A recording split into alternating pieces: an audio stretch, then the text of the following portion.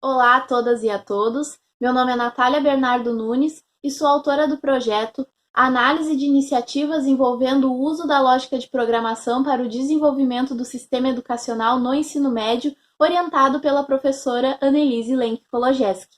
Tenho 18 anos e estou no 4º ano do curso técnico Informática integrado ao ensino médio no Instituto Federal do Rio Grande do Sul, campus Osório, localizado no município de Osório, Rio Grande do Sul. Bem-vindos e bem-vindas! Vamos lá?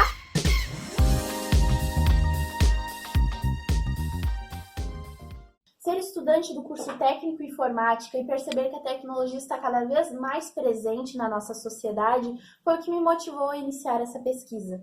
Dados da Brascom de 2019 mostram que o Brasil foi considerado o 7º maior produtor de tecnologia da informação e comunicação de todo o mundo. Pessoas da minha idade e de idades inferiores podem ser considerados nativos digitais, que são pessoas que não diferenciam mais a vida digital da vida física, porque as tecnologias têm se avançado de forma tão rápida que essa separação não faz mais sentido. No entanto, toda essa inovação não é vista no sistema educacional. Esse é meu caderno de campo e quero mostrar para vocês os meus registros sobre os 3 últimos índices que estão publicados no site do IDEB, que é o que mede os índices educacionais brasileiros. Essa aqui é a média nacional do ensino médio. Nós podemos ver que tanto instituições públicas, privadas, estaduais, consequentemente a média total, possuem notas muito baixas, tendo em consideração que a nota máxima é 10, e com índices atingidos inferiores aos índices esperados. Isso não se torna preocupante? A presidente do Instituto Ayrton Senna, Viviane Senna, fez uma comparação entre um cirurgião, um piloto de avião e um professor. Um cirurgião, se ele fosse do século XIX e viesse ao século XXI, ele não saberia operar um paciente porque os equipamentos já se alteraram tanto, se tornaram tão mais tecnológicos que os da sua época, que ele não sabe mais como fazer isso. O mesmo se dá pelos aviões do século XIX e os aviões do século XXI, impossibilitando um piloto do século XIX a utilizar um avião do século XXI. Já um professor do século XIX conseguiria tranquilamente dar aula no século XXI, porque ele encontraria exatamente a mesma coisa que ele encontra em sua época: um quadro, aula expositiva e alunos enfileirados. Isso torna-se uma preocupação ainda maior. Pensando em tudo isso que já mencionei, será que a inclusão digital não poderia ser uma solução eficiente para amenizar essa situação? Quem sabe contorná-la ou até mesmo aboli-la? Essa pergunta é o objetivo principal da minha pesquisa, e para isso eu separei em 3 objetivos específicos.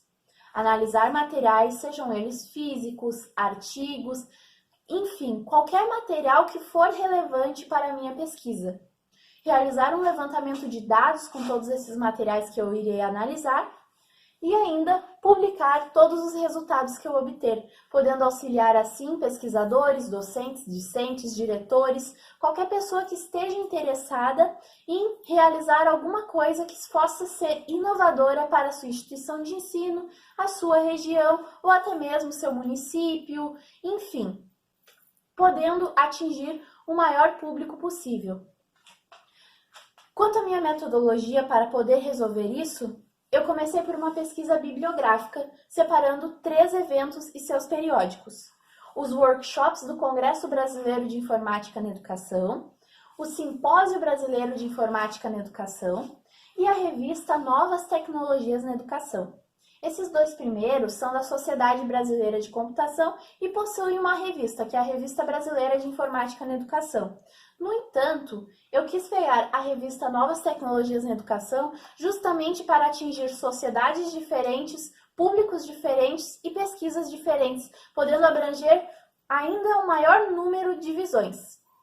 Esses periódicos eu selecionei apenas os que eram compreendidos entre 2015 e 2019, para buscar as versões mais recentes dos projetos, e ainda separados por 3 termos. pensamento computacional, raciocínio lógico e lógica de programação, que poderiam estar contidos em seus títulos, resumos ou palavra-chave. Por que eu escolhi esses 3 termos? Porque são termos multidisciplinares, apesar de muitos acharem que não. Eles estão altamente relacionados à capacidade de resolução de problemas dos estudantes e podem auxiliar em diversos campos da educação. Após o refinamento por esses 3 termos, eu ainda selecionei apenas os que eram iniciativas voltadas aos estudantes de ensino médio, porque eles precisam ainda mais dessas iniciativas, já que o mercado de trabalho está atendendo cada vez mais às demandas do século XXI, e isso não é visto nas escolas, muito menos nos índices educacionais. Por isso, é tão importante que esse público-alvo consiga participar desse tipo de iniciativa.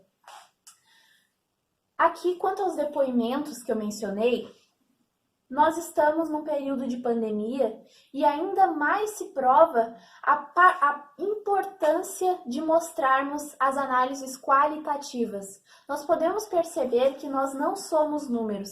Embora eu esteja procurando esses depoimentos desde o ano passado, quando comecei minha pesquisa, agora é ainda mais fácil de mencionar essa situação. Nós não somos números. Nós precisamos sim dessas análises qualitativas, no caso do meu projeto, para podermos entender a opinião dos estudantes quanto àquele tipo de iniciativa, podendo assim poder saber como que nós podemos trabalhar com o público-alvo do ensino médio. Analisando todas as iniciativas que eu encontrei, eu percebi que esses depoimentos quase nunca eram existentes.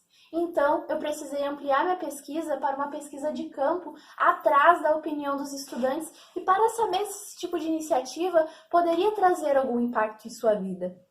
Por isso, eu optei por questionários presenciais, anônimos, onde os alunos podem se sentir mais à vontade para responder, já que sua identificação não é relevante para o meu projeto, onde eu coloquei as seguintes perguntas. Vou mostrar no meu caderno de campo, ele possui algumas rasuras porque realmente eu vou anotando conforme eu vou desenvolvendo a pesquisa, então eu coloquei um termo que eu achava relevante e depois eu encontrei outro que poderia ser um pouco mais adequado. As perguntas são as seguintes. Já possuiu algum contato com lógica de programação? Se sim, ocorreu no ensino médio? Se não, teria interesse em aprender? Essas 3 primeiras perguntas eram respondidas com sim ou não. E essas 2 últimas, qual foi seu desempenho em língua portuguesa no último ano de sua vida escolar? A mesma pergunta para a matemática. Eu escolhi essas 2 disciplinas, pois são as que são cobradas na Prova Brasil para realizar aquela análise de índices educacionais. Assim, eu consegui encontrar a opinião dos alunos, porque ainda tinha uma pergunta extra para eles deixarem era uma questão dissertativa, onde eles poderiam escrever o que eles achavam daquele assunto. Já nos meus resultados, eu encontrei 238 trabalhos com aqueles termos naqueles 3 periódicos. No entanto, apenas 41 eram voltados ao ensino médio, o que mostra a grande carência desse público-alvo, já que majoritariamente nesses trabalhos eram sim iniciativas voltadas à lógica de programação, pensamento computacional, mas eram ou para o ensino fundamental ou para o ensino superior. E o ensino médio, que precisa tanto para poder ingressar no mercado de trabalho? Isso se tornou mais uma problemática para a minha pesquisa. Já o tipo de iniciativa, eu encontrei em sua grande maioria softwares lúdicos, oficinas de programação e, em alguma parcela, oficinas de robótica. Mas todas se mostraram com pelo menos um aproveitamento. As estatísticas desses aproveitamentos iam até 90%. E esse aproveitamento poderia ser essa opinião dos alunos, o comparativo entre um pré e um pós-teste que foi aplicado entre essa oficina, o comparativo entre o desempenho dos alunos antes e depois das oficinas ou da aplicação do software, enfim, todos esses mostravam aproveitamentos positivos, o que motivou positivamente também a minha pesquisa. Já as regiões onde eram implantadas essas iniciativas, a maioria se encontrava no sul do Brasil e apenas uma, que foi publicada em 2019, vale ressaltar, ou seja, entre 2015 e 2018 não houve nenhuma, na região Centro-Oeste. Por isso, resolvi procurar sobre os índices educacionais dessas duas regiões. E realmente eu encontrei que a região Sul possui uma expectativa para 2019 maior que a região Centro-Oeste.